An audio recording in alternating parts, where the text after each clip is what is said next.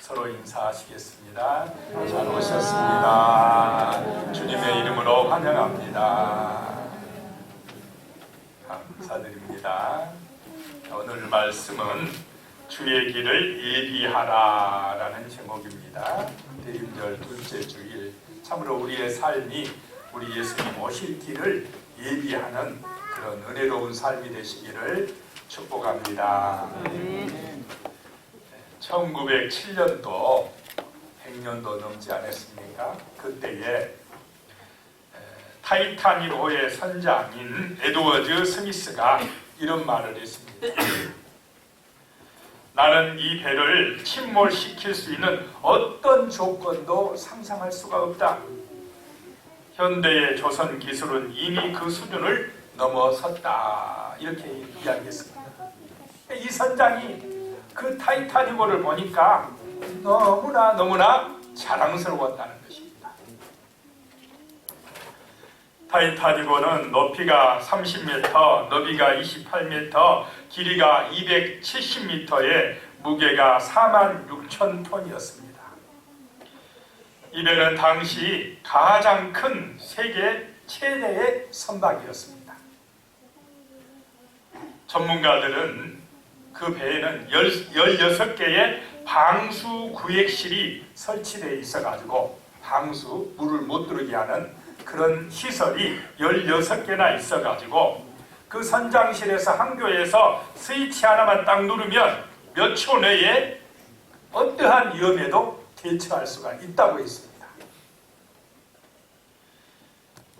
적어도 타이타닉호는 안전도에 관한 한 세계 최고의 수준이었습니다. 그런데 그 타이타닉호는 얼마 후에 어떻게 되었습니까?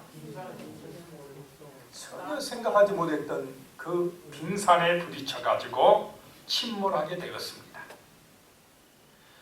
그 사고가 있기 전까지 승객들은 최고의 시간을 보냈습니다.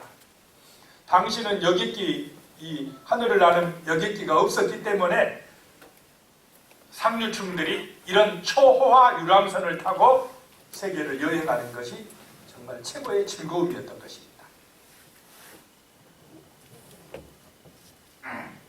그들의 기쁨은 얼마 후에 배가 침몰될 것을 알지 못했기 때문에 가능했던 것입니다. 그들은 그 초호화 여객선, 가장 안전하게 지어진 그 배를 의지하고 그 배 안에서 즐거운 시간을 보내고 있었다라고 하는 것입니다.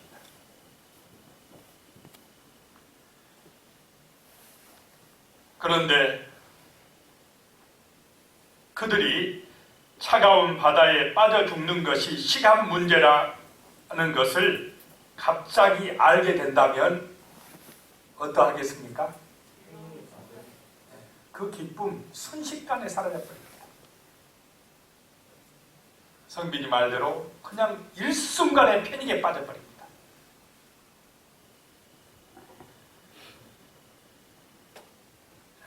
그 사람들 한번 생각해 보시기 바랍니다. 배가 침몰되어 가는 그 세계 최고의 유람선에 있는 그 사람들 얼마나 두렵고 떨렸겠습니까? 그런데 바로 지금 우리의 운명이 타이타닉호의 운명에 처해 있다라고 하는 것입니다. 나는 아닌 것 같은데 바로 지금 우리의 운명이 바로 그런 운명이다라고 하는 것입니다. 죄 때문에 우리는 타이타닉호에 탄 사람들의 운명과 같은 처지라는 것입니다. 여기에는 한 사람도 외예가 없습니다. 죄로 가득한 우리 인생의 배는 하나님의 의와 진노 때문에 영원한 멸망을 향하여 떠내려가고 있습니다. 세상이라고 하는 타이타닉호에서 일시적인 만족에 도취되어 영원한 지옥 심판이 있다는 것을 망각하고 살고 있는 사람들이 너무 많다는 것입니다.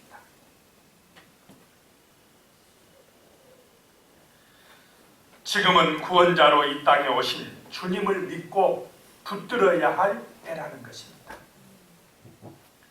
이것은 무엇보다도 우선해야 되는 긴급한 일입니다.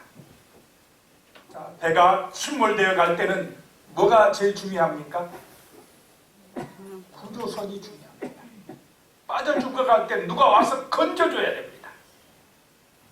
그 시퍼런 대서양 바닷물에서는 구조선이 와서 건져줬지만은 지금 지옥의 무서운 심판으로 떠내려가는 이 지구에서는 누가 우리를 건져주겠습니까? 오직 그리스도 예수만이 지옥의 불구덩이 속에서 우리를 건져주실 수가 있다라고 하는 것입니다. 세상에 어떤 지식도, 어떤 정치가도, 어떤 사업가도, 재물도 우리를 거기서 건져내줄 자가 없다라고 하는 사실을 정말로 이 시간 깨닫는 은혜가 임하시기 바랍니다. 오직 예수, 그리스도만이 우리를 그 사망에서 구원해 주실 구원자가 되신다라고 하는 것입니다. 그 예수님이 오실 길을 예비하시는 은혜가 임하시기를 축복합니다. 그래서 첫 번째 생각할 것이 이 주님 오실 길을 예비하는 게 뭐냐? 첫 번째, 지금은 회개할 때라고 하는 것입니다. 바로 지금이 회개할 때다라고 하는 것입니다. 마태복음 3장 2절 오늘 본문입니다. 회개하라 천국이 가까이 왔느니라 하였으니 그랬습니다.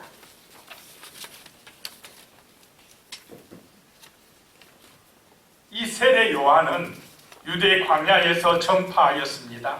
회개하라 천국이 가까이 왔느니라. 이 말씀이 들려진 곳이 어디입니까? 유대 광야입니다. 유대 광야. 정말로 척박한 땅입니다. 힘든 곳입니다. 고난이 있는 곳입니다. 죽음의 위험이 있는 곳입니다. 맹수라든지 여러 가지 또 그런 들짐승들의 공격을 받을 수 있는 곳입니다. 낮에는 엄청나게 덥고 밤에는 춥고 잘못 발 디디면 떨어져 죽는 곳이 바로 이 유대의 광야입니다. 그런 힘들고 어려운 곳에는 사람들이 잘 가겠습니까? 안 가겠습니까? 편하고 쉬운 곳은 어디였느냐? 안전한 곳은 어디였느냐? 예루살렘 시내였습니다. 화려한 곳은 바로 그곳이었습니다. 그런데 그곳에서는 이 천국 복음이 전파되지를 않았습니다.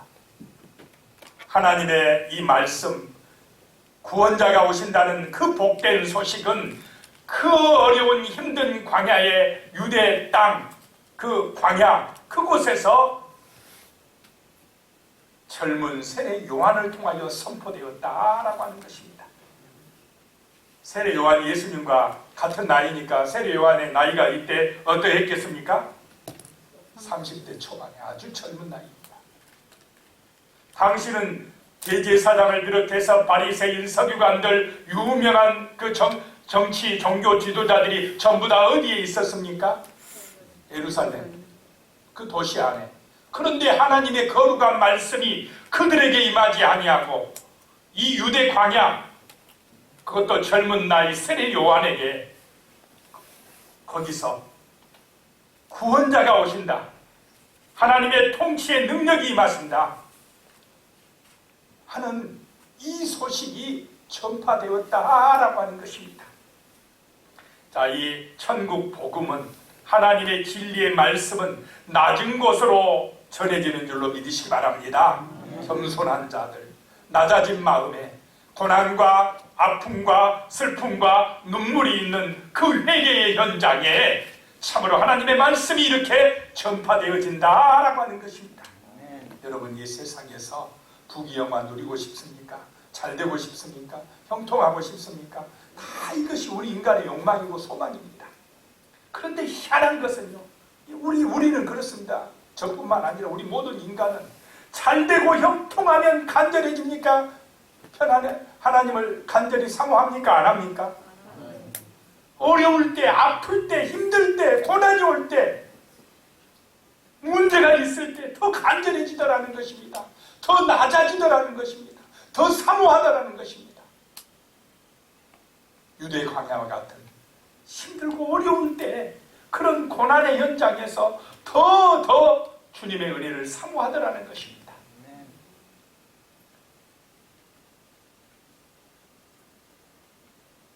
회개하라 천국이 가까이 왔느니라 라고 하는 말씀이 정말로 우리의 낮아진 마음속에 들려주시기를 축복합니다. 세상 사람들은 이 소식이 마음에 와 닿지를 않습니다. 천국은 무슨 천국? 이 세상이 다인데, 눈에 보이는 이 세상이 좋은데 천국이 어디가 있고 지옥이 어디가 있느냐 이럽니다. 그런데 성경은, 하나님은 이 세상이 다가 아니라고 말씀합니다. 진짜는 이 세상 너머에 있다고 말씀합니다. 영원한 것은 이 세상 다음에 있다고 말씀합니다. 분명히 하나님의 나라가 있고 영원한 지옥불이 있다고 말씀합니다. 그래서 지금은 어떤 때냐? 회개하라 라고 하는, 회개할 때다 라고 하는 말씀입니다. 회개는 스스로를 생각해 보는 것입니다. 마음을 돌이키는 것입니다. 제약된 세상만 바라보던 사람이 이제는 구원자가 되신 예수 그리스도를 바라보는 것이 회개하는 것입니다. 진정한 회개는 그리스도를 향하는 것입니다. 내 허물과 내 죄가 나의 도덕적인 어떤 선한 노력으로 또는 세상의 어떤 지혜나 힘으로 제가 사해지는 것이 아니고 오직 십자가의 은혜, 나를 대신해서 죽어주신 예수님의 보혈의 피만이 나를 의롭게 하고 제사함받게 만들고 구원받게 한다는 이 사실을 알고 주 예수님께로 우리의 마음과 생각이 향하는 것이 진정한 회개다라고 하는 것입니다. 예수가 삶의 구원자가 되시기를 축복합니다. 예수가 나의 삶의 보배가 되시기를 축복합니다. 예수 그리스도가 나의 삶의 목자가 되고 나의 삶의 능력이 되고 나의 삶의 주인이 되시기를 축복합니다. 그것이 구원받는 것입니다. 그것이 온전한 회개를 한 것입니다. 북한에서 탈북했다가 중국으로 탈북했다가 붙들려 버렸어요. 한 여인이. 그래가지고 북한에 가서 5년 동안이나 감옥살이를 했답니다. 죽을 뻔했답니다. 근데 간신히 그래도 살아서 5년 만에 풀려났어요.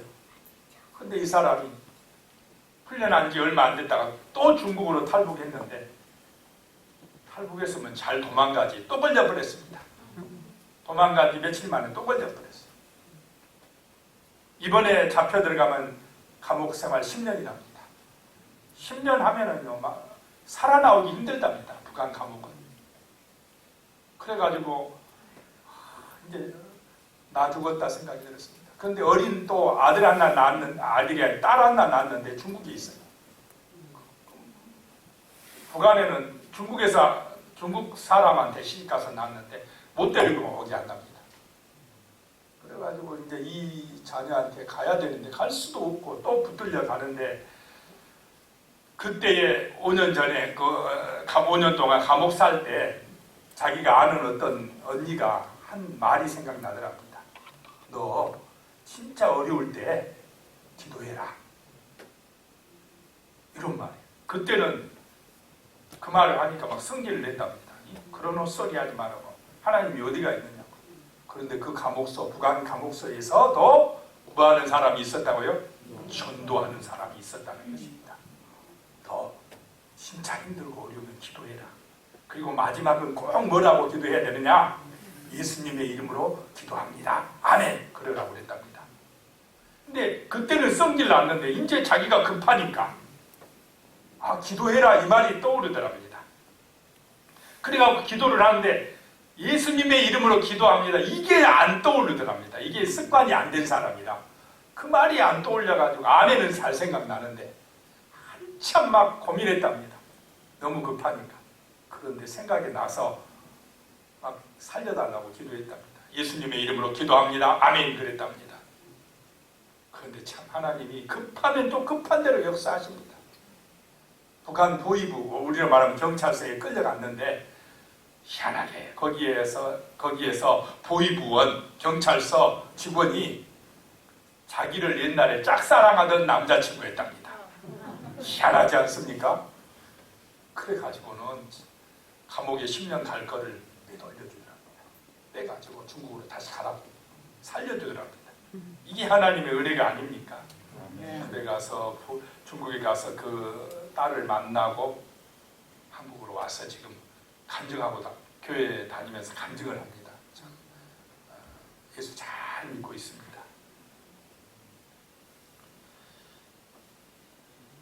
정말 그리스도가 급할 때 정말 간절히 기도하면 역사하시고 능력 주시고 우리를 건져주시는 줄로 믿으시기 바랍니다.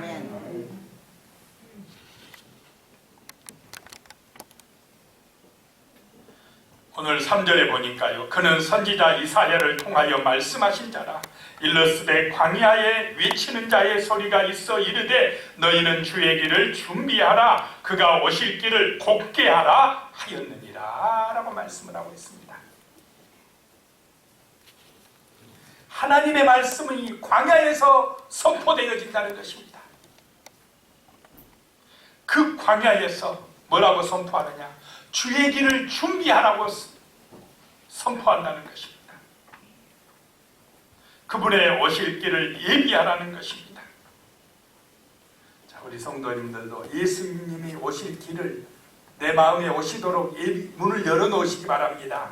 예수님이 오실 길을 예비하시기 바랍니다.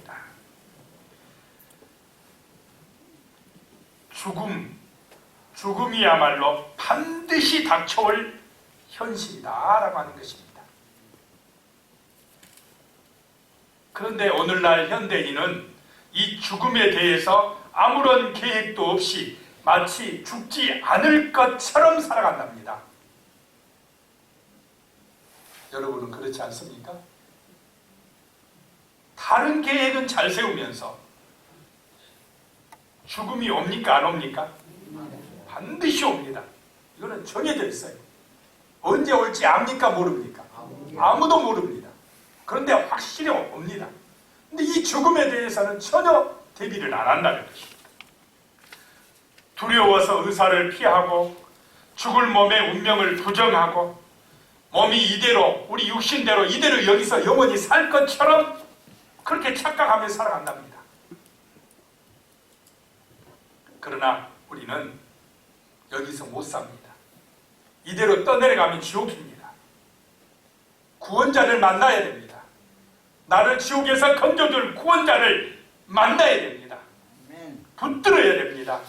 그 구원자가 예수 그리스도이신 줄로 믿으시기 바랍니다.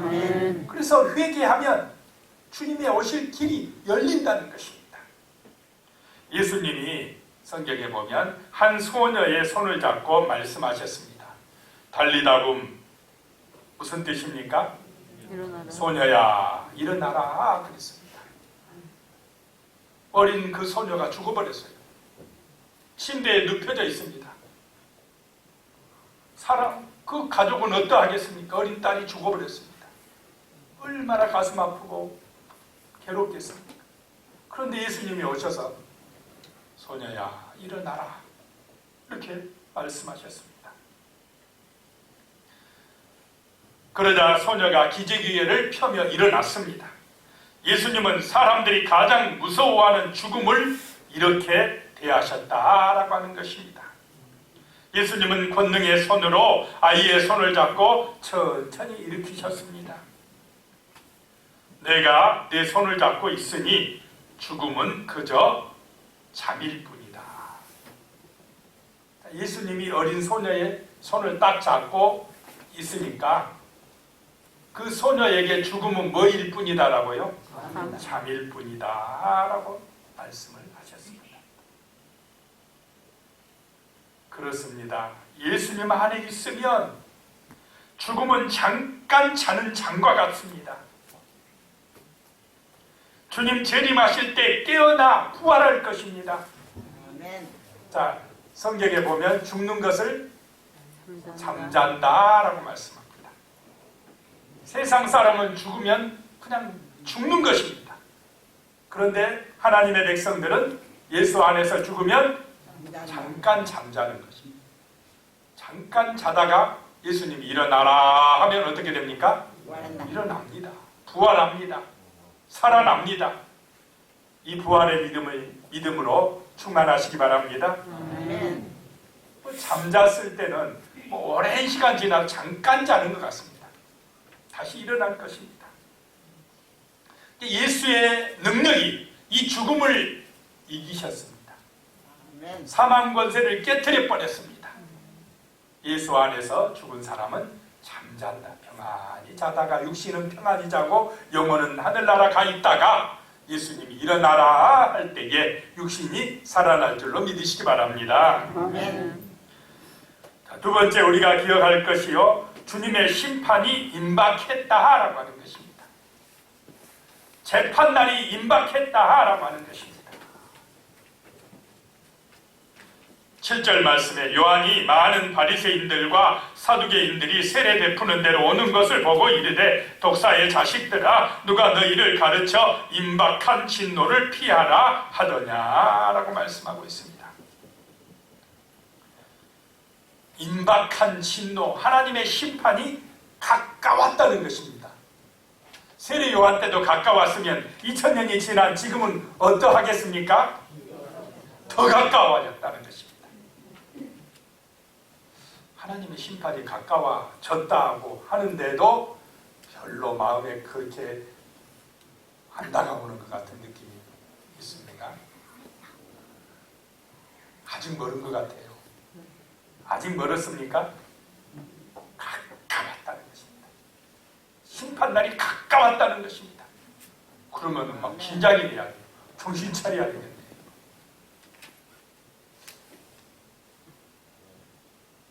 정신 차리시기 바랍니다. 별로 정신이 안 차려진 것 같거든요. 정신 차려. 가까웠다. 임박했다. 급하다. 라고 말씀하고 있습니다. 그래서 회개하라. 이렇게 선포하는 것입니다. 이런 말씀을 그 광야에서 세례 요한이 선포할 때 누가 왔다고요? 바리새인들과 사두개인들이 왔다는 것입니다. 그런데 그 사람들을 향해서 세례 요한이 독사의 자식들아 라고 하면서 굉장히 화를 내고 있습니다. 왜 독사의 자식들이라고 했느냐라고 하는 것입니다. 독사의 자식이라는 것은 다른 말로 하면 이 마귀의 자식들아라고 하는 것입니다. 그런데 이 바리새인과 사두개인들은, 바리새인들은 자기들은 의롭다고 생각하는 사람들입니까? 아닙니까? 자기들은 잘하고 있다고 생각을 했습니다. 하나님 율법을 잘 지킨다고 생각을 했습니다. 스스로 의롭다고 생각한 사람들입니다. 그런데 세례 요한이 봤을 때는 너희는 마귀 자식들이다 라고 하는 것입니다. 왜 그랬느냐? 이 사람들은 하나님의 은혜보다, 예수 그리스도를 의지하는 것보다 자기들의 공로나 선행을 앞세웠기 때문에 그랬다는 것입니다. 자기들의 의를 가지고, 자기들의 도덕을 가지고, 자기들의 어떤 공로를 가지고 하늘에 이르겠다고 이렇게 착각하며 살아갔다라고 하는 것입니다. 내 힘으로 가능하겠습니까? 그래서 은혜인 줄로 믿습니다. 그래서 예수, 나의 주님, 오직 십자가의 그 보혈의 은혜, 예수가 아니면 안 됩니다 라고 하는 것입니다. 어떤 사람들이 예수님에게 간절한 마음으로, 진실한 마음으로 나왔느냐라고 하는 것입니다. 자, 바리새인 서기관들, 그 당시 대제사장들은 예수를 인정합니까? 안 합니까? 인정을 안 해요. 그런데 누가 인정을 하느냐? 오히려 낮아진 사람들, 당시 사람들이 죄인이라고 여기는 사람들, 손가락질 받는 사람들, 천대받는 사람들, 오히려 그 사람들이 예수를 구원자라고 믿고 나왔다라고 하는 것입니다. 왜 그랬느냐? 나는 죄인이구나. 나는 이렇게 봐도 허물이 많고 저렇게 봐도 허물이 많고 부족한 게 많은 사람이구나. 정말 하나님의 아들 예수의 은혜가 아니면은 내가 새 사람 될 수 없구나라고 하는 것을 깨닫는 사람들, 진심으로 뉘우치고 회개한 사람들이 겸손한 마음으로 구원자 앞으로 나온 줄로 믿으시기 바랍니다. 그럴 때에 하늘의 은혜가 임하더라는 것입니다. 성경학자 제임스 에드워즈는 이렇게 말했습니다. 예수님의 고난과 죽음은 불경하고 악한 사람들의 손을 통해서 이루어지지 않았다. 오히려 장로와 대제사장 서기관들의 손을 통해서 이루어졌다. 그분은 공식 영장을 통해 체포되고 지도층의 질투 속에서 신문과 처형을 당하셨다. 다시 말해 유대의 사내들인 공회와 로마 법정이 예수님을 죽였다. 이렇게 말을 했습니다. 자, 예수님을 누가 죽였느냐? 죄인들이 죽인 것이 아니더라는 것입니다. 그 시대의 기득권층, 그 시대에 잘 나가는 사람들, 종교 권력이 예수님을 십자가에 못 박더라라고 하는 것입니다. 스스로 하나님의 율법을 잘 지킨다는 사람들이 스스로 의롭다고 하는 이 바리새인과 서기관들과 당시 권력층이 예수님을 십자가로 죽게 만들었다라고 하는 것입니다. 8절 말씀이에요. 그러므로 회개에 합당한 열매를 맺고, 이렇게 말씀합니다. 세례 요한은 겉으로는 거룩한 체하면서 또는 법을 집행하는 사람들이 죄악과 교만함에 빠져 있는 것을 알고 있었다라고 하는 것입니다. 그들은 하나님의 백성이 아니었습니다. 오직 세상 나라 이 땅의 자랑과 욕심으로 가득한 사람들이었다라고 하는 것입니다. 그래서 회개에 합당한 열매를 맺으라고 외치고 있는 것입니다.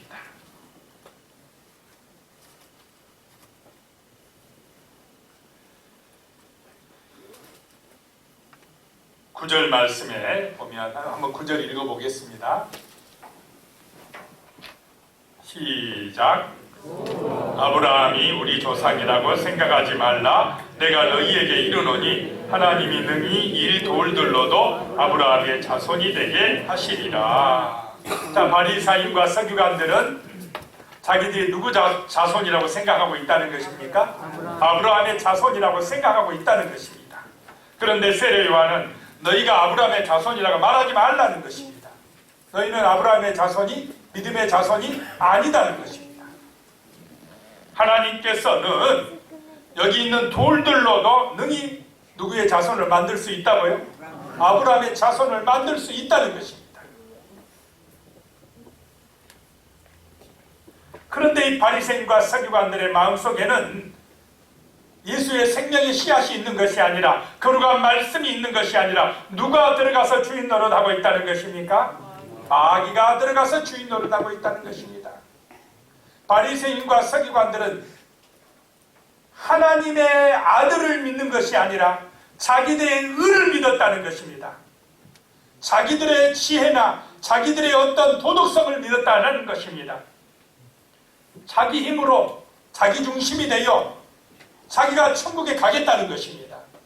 그래서 누구에게 붙들렸습니까? 마귀에게 붙들렸다는 것입니다. 아브라함의 후손이 아니라 마귀의 자식들, 독사의 자식들이 되었다라고 하는 것입니다.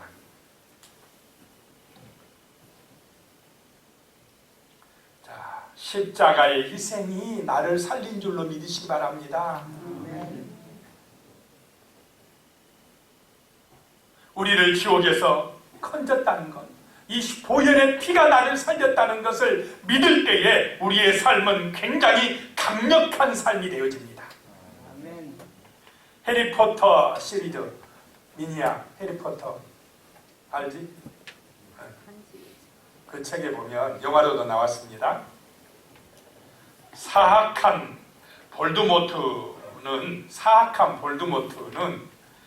해리를 죽이려고, 이 해리라는 소년을 죽이려고 하는데 실패합니다. 이 볼드모트의 악한, 이 볼드모트의 조종을 받는 그런 악마가 해리에게 손을 대서 죽이려고 하는데, 해리 옆에 가서 죽이려고 하는데 막 극심한 고통이 와가지고 도망가 버립니다. 나중에 이 소년 해리가 스승인 덤블도어를 찾아가서 물었습니다. 왜 그 악마가 저를 손대지 못했습니까? 그랬더니 스승인 덤블도어가 이렇게 말합니다. 내 어미가 너를 구하기 위해 죽었단다. 내 어머니의 사랑처럼 강한 사랑은 흔적을 남기게 마련이다. 그 상처는 눈에 보이지 않는 표시다. 깊은 사랑을 받으면 영원한 보호막이 생긴다. 그랬습니다. 꼭 누구의 말씀 같습니까? 예수님의 말씀. 그 어머니가 이 해를 위해서 희생했다는 것입니다. 그 놀라운 사랑 때문에 보이지 않는 보호막이 생겨서 악마가 들어올 수가 없었다는 것입니다. 해리를 죽일 수가 없었다는 것입니다. 자, 여러분, 예수님의 십자가의 사랑이 내 마음속에 믿어지면 그 십자가의 사랑이 나를 보호막으로 지키는 줄로 믿으시기 바랍니다. 그러니까 악마가, 마귀가 나의 마음속에 못 들어올 줄로 믿습니다. 십자가의 사랑의 보호막이 나를 지켜버립니다. 나를 구원합니다. 나를 생명으로 인도합니다. 그래서 이 십자가의 사랑을 믿어야 된다는 것입니다. 왜냐? 심판이 임박했기 때문에 예수의 피가 믿어져야 된다는 것입니다. 성령의 표가 내 이마에 발라줘야 된다는 것입니다. 아멘. 이런 사랑의 보호막이 함께 하시는 줄로 믿습니다. 아멘. 10절에 보니까요, 이미 도끼가 나무 뿌리에 놓였으니 좋은 열매를 맺지 아니하는 나무마다 찍혀서 불에 던져지리라. 임박하다는 것입니다. 도끼가 나무 뿌리에 놓였다. 그만큼 심판이 가까이 왔다 라고 하는 것입니다. 진짜로 믿어지시기 바랍니다. 아멘. 다른 생각할 때가 아니라는 것입니다. 예수 십자가를 붙들어야 될 때라고 하는 것입니다. 자, 세 번째로, 큰 세 번째입니다. 주님께서 알곡과 쭉정이를 나눌 것이다 라고 하는 것입니다. 11절에 보면 나는 너희로 회개하게 하기 위하여 물로 세례를 베풀거니와 내 뒤에 오시는 이는 나보다 능력이 많으시니 나는 그의 신을 들기도 감당하지 못하겠노라. 그는 성령과 불로 너희에게 세례를 베푸실 것이요. 세례 요한은 물 세례 주지만은 내 뒤에 오시는 분은 누굽니까? 예수 그리스도는, 하나님의 아들은 성령과 불로 세례를 주리라 라고 말씀합니다. 성령의 불을 받은 사람들은 구원받을 것이고, 그러나 이 성령의 은혜를 받지 못하는 사람들은 불의 심판을 받을 것이다 라고 말씀하고 있습니다. 예수의 생명을 받는 사람은 성령의 능력 안에서 구원받는 백성이 되고 알곡 같은 백성이 되지만은 그 예수의 십자가의 은혜를 믿지 못하는 사람들은 임박한 불심판에 임한다는 것입니다. 도끼에 찍혀서 불에 던져진다라고 하는 것입니다. 그래서 지금은 성령의 능력을 받을 때인 줄로 믿으시기 바랍니다. 사람의 지식이나 노력만 가지고는 이 땅의 죄를 이길 수가 없습니다. 마귀의 유혹과 시험을 이길 수가 없습니다. 예수의 피, 예수의 능력이 필요합니다. 그런데 세상을 보시기 바랍니다. 너무나 세상이 발전해 갈수록 사람들은요, 이 복음을, 예수 믿는 것을 편협하다고 생각합니다. 꼭 그렇게 믿어야 되느냐 그럽니다. 세상하고 적당히 짝하면서 적당히 믿어도 되지 않느냐 말합니다. 그러나 절대 그렇지 않습니다. 오직 예수입니다. 복음입니다. 다른 방법이 없습니다. 아무리 세상이 발달해도, 살기가 좋아져도 복음은 변하지 않습니다. 우리의 구원은 오직 예수입니다. 십자가의 능력만이 우리를 죄와 사망에서 건져낼 수가 있습니다. 아멘.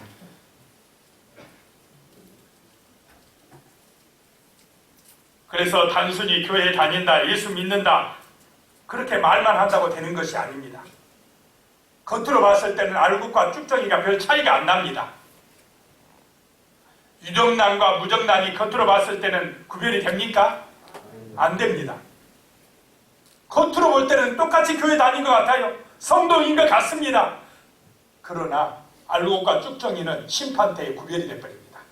알곡은 모아 곡간에 들이고 쭉정이는 불에, 영원한 지옥불에 떨어지게 됩니다. 자, 내가 지금 알곡이냐 쭉정이냐 이것입니다. 이것은 내 안에 예수의 생명이 있느냐 없느냐로 결정되는 것입니다. 유정란은 안에 생명이 있습니다. 무정란은 생명이 없습니다. 내 안에 말씀이 충만해지시기 바랍니다. 내 안에 성령의 은혜가 충만하시기 바랍니다. 살아있는 믿음이 되어야 됩니다. 한 부자 청년이 예수님을 찾아와서, 이 부자 청년도 하나님의 율법을 아는 사람입니다. 십계명을 잘 지켰던 사람입니다. 의로운 사람이었습니다. 그러니까 어떻게 생각했느냐? 내가 이 정도면은 그래도 될 것 같은데 마음은 편하지 않아요. 예수님 찾아왔습니다. 내가 어떻게 해야 영생을 얻겠습니까? 그러니까 예수님이 뭐라고 그러십니까? 네가 가지고 있는 재산 팔아서 어렵고 힘든 사람, 가난한 사람 나눠주고 그 다음에 뭐 하라고요? 나를 쫓아와. 근데 그 부자 청년은 근심하게 갔습니다. 자, 부자 청년이 사랑했던 것은 예수님입니까? 돈입니까? 자, 여러분의 삶의 중심에 돈이 먼저입니까? 예수가 먼저입니까? 예수님. 진짜입니까? 우리 황군조 원사님은 예수가 먼저입니다. 확실합니다. 예수가 천사. 왜냐? 돈 벌 수도 없으니까. 어려서도 아마 젊었을 때는 돈 벌려고 일을 많이 썼을 것 같아요. 지금은 뭐 실없이 안 가요. 취직도 안 시켜주고 돈 벌라고 하도 않고, 그러니까 예수가 최고예요. 그러니까 구원 받을 줄로 믿습니다. 내가 뭐 할 수 있으면 막 뛰어다녀요. 그래도 은혜가 있어야 될 줄로 믿으시기 바랍니다. 내 열심히 있어야 됩니다. 내 노력이 있어야 됩니다. 그러나 그것만 가지고는 안 됩니다. 하늘에서 도와줘야 됩니다. 하나님이 복을 주셔야 됩니다. 그래서 기도하고 하라는 것입니다. 내가 열심히 한다고 세상 만사 되는 것도 아닙니다. 하나님이 복 주셔야 됩니다. 하나님이 건강 주셔야 됩니다. 하나님이 지켜주셔야 됩니다. 하나님이 나를 빛나게 해주셔야 된다는 것입니다. 정기자 권사님으로부터 들은 이야기입니다. 우리 권사님이 참 말씀을 잘하셔요. 대기업 H사 회장님, H사면 어딘지 알겠죠? 모르는 것 같다고. 현대 회장님, 정 회장님께서 저 세상에 가보니까 또 대기업 S사 어딘지 아시죠? 네, 삼성 그 이 회장님이 계시더랍니다. 그래서 만나서 이 정 회장님이, 형님 돈 5만 원만 빌려주소. 그랬더니 그 이 회장님이 하는 말이, 이 사람아 나도 빈손으로 왔네 그러더랍니다. 아무리 대기업 회장이어도 저 세상에 가면 빈손 들고 왔다, 빈손 들고 가는 인생이라는 것입니다. 지옥에 가면 다 필요 없습니다. 그 불구덩이 속에 들어가면 영원히 고통받을 수밖에 없다라고 하는 것입니다. 그래서 우리는 이 땅에서 구원자 만나야 될 줄로 믿습니다. 예수의 생명이 내 안에 들어와서 알곡이 돼야 된다는 것입니다. 그래야 하늘의 상급이 있습니다. 영원한 생명이 있습니다. 부활의 능력이 있습니다. 부자입니다. 부자. 예수의 생명이 내 안에 들어왔으면 나는 부자입니다. 예수의 생명이 들어온 사람은 부자입니다. 하늘에 영원한 집이 있어요. 아프지도 않는 그 참 영원한 생명이 있습니다. 이게 진짜 믿어지면 기쁨이 넘쳐야 돼요. 막 마음의 감격이 넘쳐야 됩니다. 우리는 부자입니다. 하나님이 아버지시기 때문에. 자, 알곡이 되시는 그 놀라운 은혜, 사랑, 축복, 예수의 이름으로 함께 하시기를 축원합니다. 기도드리겠습니다.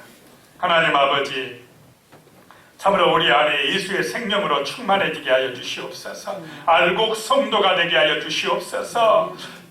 그리하여서 주님과 동행하는 삶, 주님의 은총 안에서 복을 받는 삶, 범사에 강하고 담대한 믿음의 용사가 되어 승리하는 우리 성도님들이 되게 축복하여 주시옵소서. 예수의 능력에 의지할 때에 하나님 치료의 광선이 바래지게 하여 주시옵소서. 아버지, 아픈 부위마다 성령의 불등이 임하여 치료되는 기적이 일어나게 하여 주시옵소서. 또 간절히 믿음으로 기도할 때마다 우리 하나님 그 기도에 능력이 임하여 하나님의 은총으로 승리하게 하여 주시옵소서. 정말 하나님 나라 백성으로서 이 땅 가운데에서 주 예수님의 증인으로 알곡 성도로 살아갈 수 있도록 도와주시옵소서. 주 예수님의 이름으로 기도드리옵나이다.